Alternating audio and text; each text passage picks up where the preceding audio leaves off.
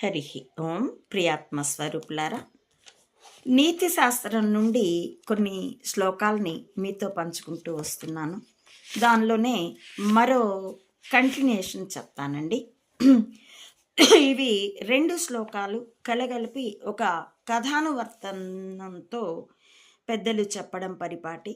నేను పెద్దల నుండి సంగ్రహించినటువంటి ఆ కథని, ఆ శ్లోకాల్ని ఇప్పుడు మీతో పంచుకుంటాను.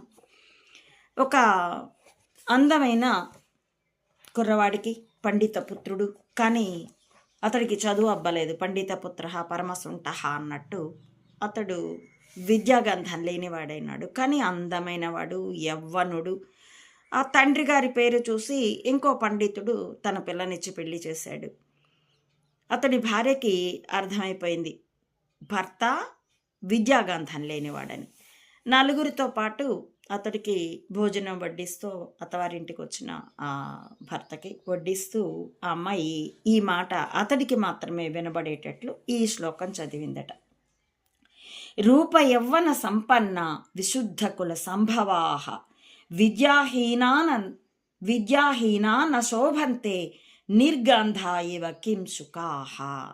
ఈ అమ్మాయి అన్నది రూపము, యవ్వనము, సంపద ఎన్ని ఉన్నా కానీ మంచి విశుద్ధ, తప్పు లేనటువంటి, తప్పు చేయనటువంటి, గత చరిత్రంతా శుద్ధంగా ఉన్నటువంటి ఒక వంశంలో, ఒక కులంలో, ఒక కుటుంబంలో పుట్టినప్పటికీ విద్యాహీన, విద్య లేనివాడు నశోభంతే శోభించడు. ఎలా అంటే నిర్గంధ, సువాసన లేనటువంటి పువ్వు విధంగా అన్న శ్లోకం చదివింది.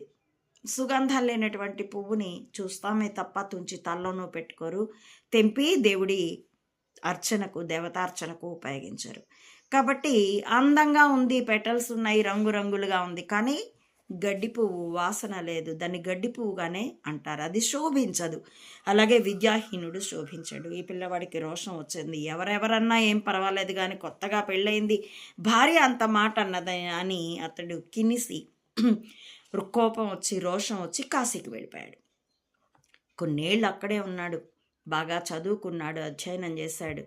తరువాత ఓ దశాబ్దము, ఓ 12 ఏళ్ల తర్వాత తిరిగి వచ్చాడు. ఈ అమ్మాయి భర్త కోసం ఎదురు చూస్తూ అలాగే జీవితాన్ని గడుపుతోంది. ఆమెకు ఓ నమ్మకం, భర్త రోషంతో వెళ్ళాడు కాబట్టి విద్య సముపార్జన చేసి వస్తాడని. అలాగే వచ్చాడు.